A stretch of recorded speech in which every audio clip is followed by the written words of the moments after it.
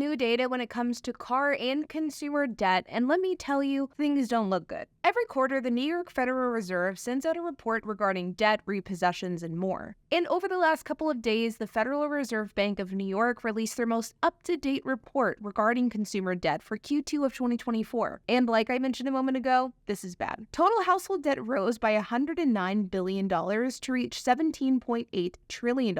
Mortgage balances were up by $77 billion and have now reached $12.52 trillion, while auto loans have increased by $10 billion to reach a total cumulative value of $1.63 trillion, and credit card balances have increased by $27 billion to reach $1.14 trillion.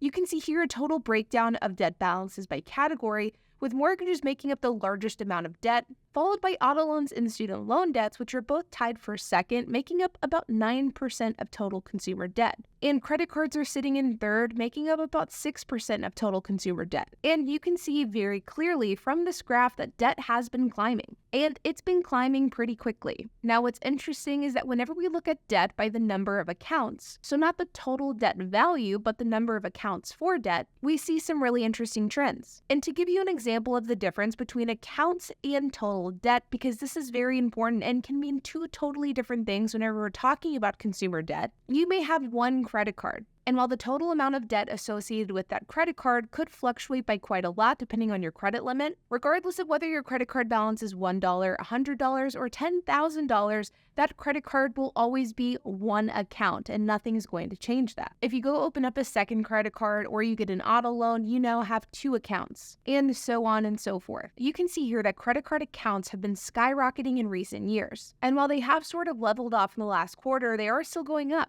Auto loans, on the other hand, have actually been decreasing. And this is really interesting because while auto loan accounts have been decreasing, the amount of auto loan debt this past quarter went up by $10 billion, which tells us that less people are taking out debt for their cars, but the amount of debt that these people who do take out debt, their debt that they take out is much larger, which is why despite the fact that we saw accounts go down, we still saw total debt go up. You can see a breakdown of auto loan originations here, and you can see clear as day that the majority of people buying cars today are people with good credit scores, people who have a score between 660 and up, but the largest single segment of auto loan borrowers is that person with a 760 plus credit score, so an excellent credit score. This is nothing new, and we've been seeing this pretty much quarter after quarter after quarter for the last few years. And this is due to the fact that not only are cars more expensive, so they're harder to purchase because of that price point, but it's also because of tightening lending standards and high interest rates, all of which are really squeezing out and eliminating low credit score borrowers from borrowing money at all, and thus preventing them from getting an auto loan and buying a car, or at the very least making it much harder. And you're really seeing this with the numbers reflected here. Now, turning to delinquency rates, so the data showing us are people falling behind on their debt, and if so, by how much, you can see that delinquency rates are climbing. Now, if you look at the graph here, I basically want you to take away the data from 2020 until like 2023. This was a period of time where people just weren't defaulting on their debt due to a variety of different factors, including cash surpluses due to stimulus, government programs, as well as just forbearance and forgiveness. And you can see that if we take out 2020 to 2023, the debt, while still lower than pre-pandemic levels, is beginning to climb and it is starting to catch up. Currently, the delinquency rate sits at about 3.5 to 4%, with historical averages between 2014 and 2019 sitting closer to about 5.5 to 6% total. So certainly not a good look, and there is no denying the fact that delinquency rates are absolutely climbing and they are returning to that pre-pandemic level. And whenever we look at 90-day delinquency status by loan type, you can see what types of loans are being affected by delinquency more than others. You can see here that mortgages, student loans, and HE revolving, which means home equity line of credit, these are all at historical lows. But with the exception of home equity line of credits, you can see that student loans and mortgages are starting to tick up a bit. While on the flip side, auto loans and credit cards are increasing at a pretty high rate, and we are quickly approaching the highest 90-plus day delinquency rate for credit cards that we've seen since the Great Recession, and we've officially far surpassed pre-pandemic levels. And the same is slowly but surely becoming true with auto loans as well, with delinquency rates for auto loans during the Great Recession hovering at about 5 to maybe 5.2%, and right now we're right about 4.8%. With 90-plus day delinquency rates for auto loans hovering between 5 and 6% during the Great Recession, and currently they're hovering between 4 and 5%. So we are officially getting closer and closer to seeing the highest credit card and auto loan delinquency rates that we've seen since the worst financial crisis in decades. And whenever we look at 30-day delinquencies, the data doesn't look any better. If we look at mortgage delinquencies for 30 days, we are getting very, very close to pre-pandemic levels, and we're hovering right between 3 and 4%. While pre-pandemic, we were hovering right at about 4%. While 30-day delinquencies for auto loans and credit cards have far surpassed what we saw pre-pandemic. And right here is debt that's transitioning into serious delinquency, so it's not quite there yet, but it is getting close. And you can see that auto loans, credit cards, and mortgages have all seen increases quarter over quarter. Student loans are still historically low, which goes back to a concern that I've voiced on my videos many, many times in the past.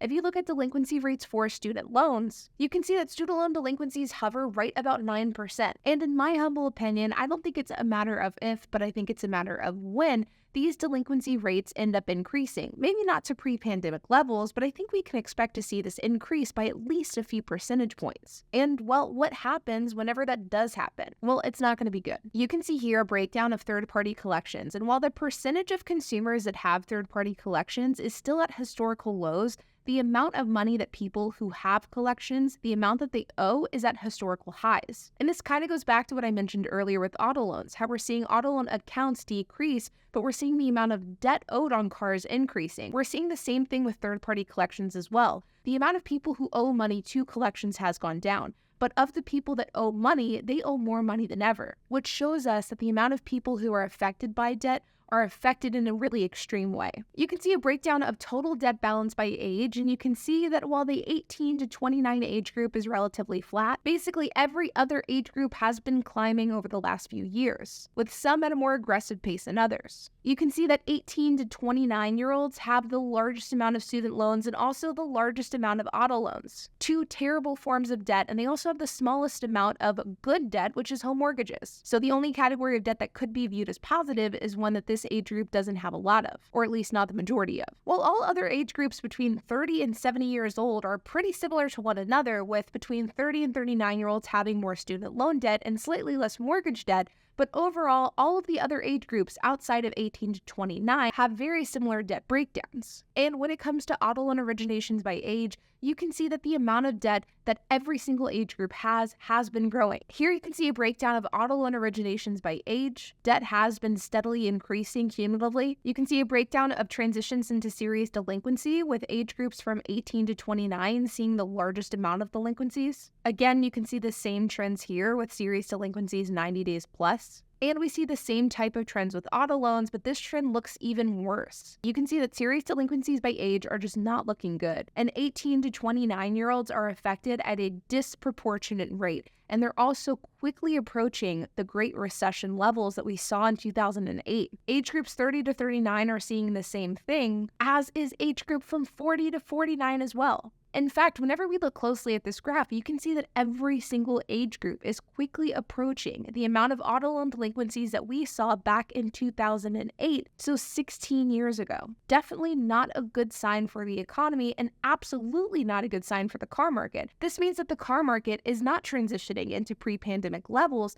it's transitioning into the Great Recession levels. And at a time where total auto loan debt is significantly higher than Great Recession levels, the cost of a car is significantly higher, and the cost of living is higher, this is really, really bad. Credit cards see a similar trend, though not quite at Great Recession levels yet, and all the while student loans are still at record lows. Now, if you've been following the trends of the car market over the last couple of years, then nothing that I've discussed in this video should come as a surprise. But that doesn't mean that this isn't a huge red flag and a potentially major issue for the car market as a whole. The fact is, delinquencies are on the rise. Repossessions will soon follow, and debt is spiraling out of control. The data doesn't lie here. Like always, you guys, I hope that you enjoyed this video. If you have any questions, comments, if you have anything to add, I would love to hear it, so make sure to leave a comment down below. And while you guys are at it, make sure to hit the like button, hit that subscribe button, and hit the notification bell, and I'll see you guys in the next video.